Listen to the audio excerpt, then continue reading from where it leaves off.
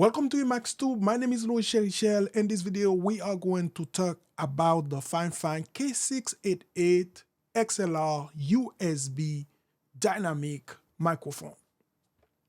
On the box, you can see it clearly that FIFINE make it clear this is a podcast microphone. On top, on the bottom, almost everywhere you look in that box, you would see the word podcast. When I see podcast, what I see a setup almost like this, where somebody has a boom arm and the mic it sit on it. This is a no way of form of a microphone where you're gonna hold on your hand to talk to an audience.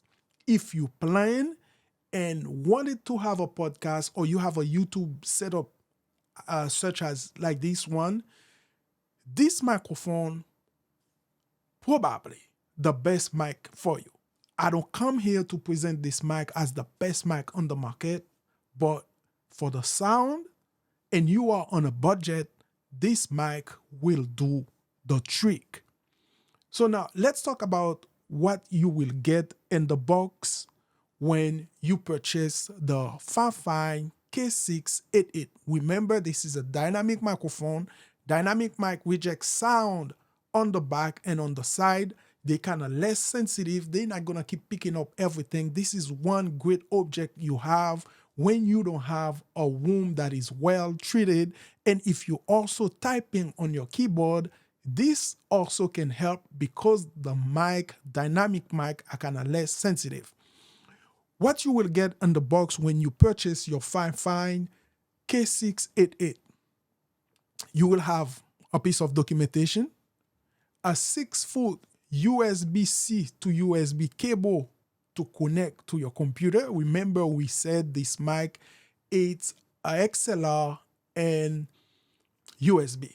You both got the option to connect it straight to your computer to record sound to, especially those of us that travel a lot. You can just pick that mic up, put it on your bag. Make sure you pick up your USB to USB-C cable because that's what's gonna bring the sound into your computer. You will also get a 5.8 to 3.8 mic stand adapter, and you will get, of course, the microphone itself with the wind foam inside of it. Build quality. Let's say at the time that I'm recording this video, the FIFINE K688 costs about $62. When we said this is a budget microphone, it's really a budget microphone. For the price, I would say this is a real good option if you have planned to record sound on a setting where you don't have to hold the mic on your hand. And I'll keep on repeating that because at the end of the video, I'm gonna say exactly why I keep repeating that. For the price, I would say the mic is built well enough, not premium, but I would say good enough. On the mic, you will have a mute button. That mute button only works when you're using the USB part of it. That mute button would not work when you are using the XLR cord that goes to your interface. You will have a USB-C connection in the back. You will have the XLR port. You will have another volume for your headphone to monitoring the sound. Of course, the gain button to turn the gain when you are using that microphone as a USB microphone.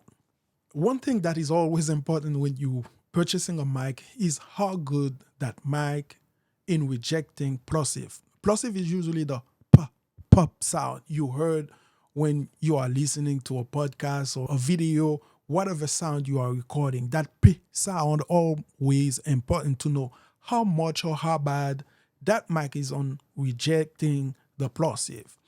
Pop filter, pop filter, pop filter, pop filter, pop filter. We're gonna remove the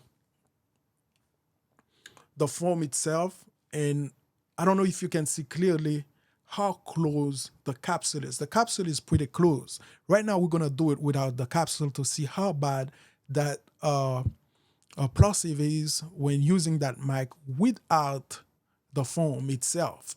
Pop, pop filter, pop filter, pop filter, pop filter, pop filter, pop filter, pop filter, pa, pa, pa, pa, pa, pa, pa, pa, pa, pa, pa, pa, pa, pa, pa, pa.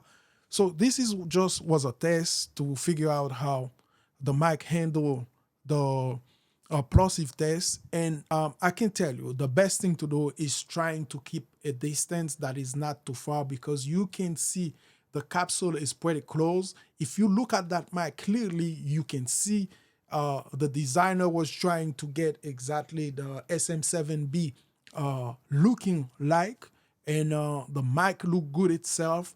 But however, I think the capsule is pretty close, and also there are bigger foam that you can find on Amazon by itself that costs about $10.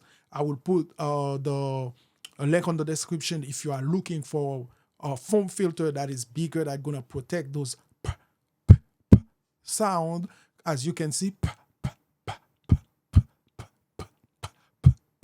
it's in time. You can see when I put this foam in front of my mouth, the sound come out a little bit better. This mic is a dynamic mic. It's supposed to capture most of the sound in front, reject sound inside and the back. Especially if you are typing on the keyboard, you should be able to have, less sound pickup on the back than you have on the front. If you, I'm on the front right now, and we're gonna go on the side.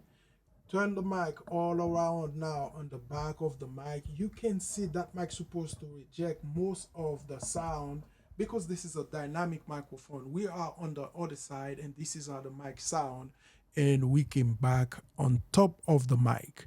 I'm about let's say 3 inches. If I'm pretty close to the mic, you can see bass gonna show more on the mic because I'm right on top of the mic. When I back up, you're gonna have a mixed sound of the way the mic's supposed to sound.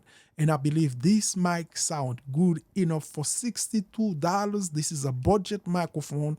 If you are planning to have a podcast or to have a set of YouTube video this way, where you have a boom pole that's gonna hold the microphone for you, I think this mic will be perfect because it sounds good enough.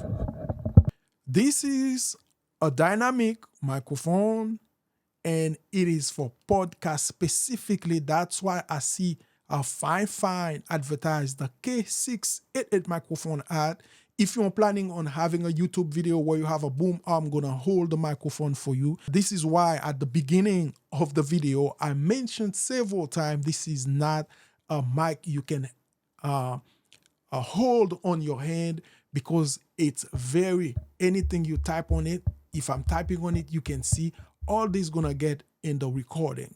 And if you are shooting with that mic, I would be very precautious not to hit anything. Even if I tap the cord, you will hear it. So this is we're gonna go ahead right now and plug this mic on the computer straight as a USB microphone to see how different it sounds from where you are using it with an interface such as the Rodecaster Pro, which is a very good one. So this is how the mic sound with the USB. And if I did not have a mic, this is how I would sound just recording straight from my camera. This is the A7 IV, and now we're gonna plug the mic via USB to see how we sound. Let's test the USB part of the FIFINE K688. I think I've seen a review online where somebody said, you know what, the only reason you will not buy this mic is because the USB is not working at all, and it shows a simple example that it's just making noise. But so far as I'm testing, this is not the case for me. The mic is working fine. As you are listening to this, this is the FIFINE K688 using the USB part, and that's what makes this mic, the K688 FIFINE K688, great as a budget microphone, is because you have two options for that mic. You have the XLR part. If you do not have the option to use the XLR because you're gonna need to spend more money, maybe at least $100 on an interface, you can just put that mic on your bag if you are traveling while you are at the hotel, you can plug in and play and record quality sound with the FIFINE K688 XLR USB dynamic microphone. Remember, the dynamic mic pick up most of the sound on the front, will reject sound on the side, and in the back of the microphone. This was just a simple for the FIFINE USB port, and this mic also have a mute button. I'm gonna keep on talking while I push the mute button, and if I turn the mute back,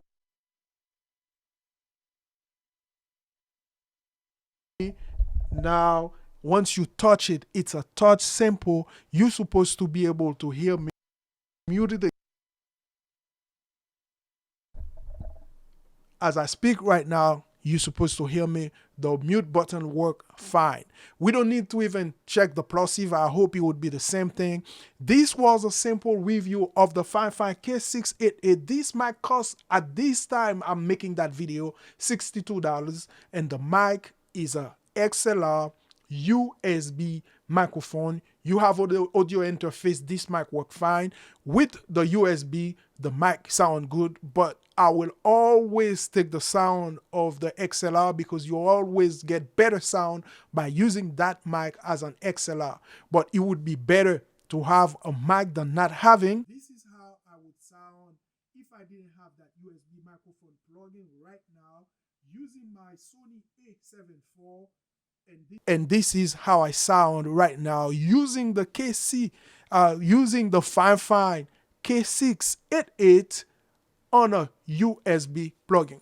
I would like to thank you for watching. I hope this video was helpful to you, and I will have the link on the description down below if you are looking to purchase that mic. We'll also have the link of the bigger form if you worry about the P sound, because the plosive is not the best. As you can see, the mic capsule is pretty close, so that's gonna cause it. But if you sit at a proper distance, you should not have any problem. Link on the description down below. I will see you on the next video.